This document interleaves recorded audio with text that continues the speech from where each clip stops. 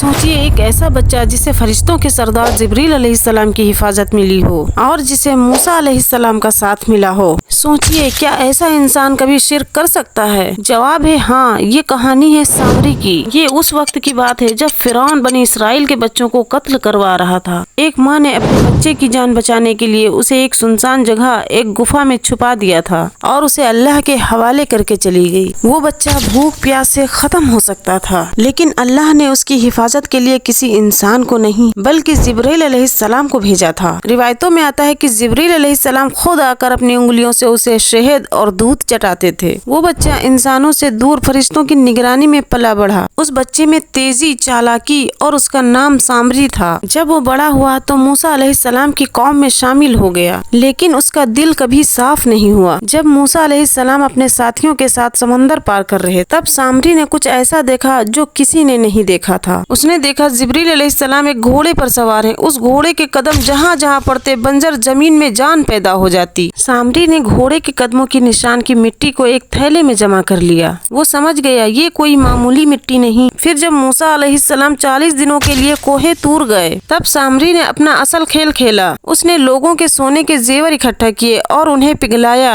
और एक सोने का बछड़ा बनाया। फिर उसमें वही मिट्टी डाल दी। जैसे ही मिट्टी डाली बेजान सोने के बछड़े से बैल की आवाज आई। ये देखकर लोग हैरान हो गए। सामरी बोला यही तुम्हारा ईश्वर है, और लोग गुमराह हो गए। जब मूसा अलैहिस्सलाम वापस आए और ये मौजज़ा देखा और उन्हें पूरी हकीकत मालूम हुई तो सामरी को उसके किए की सजा दी गई।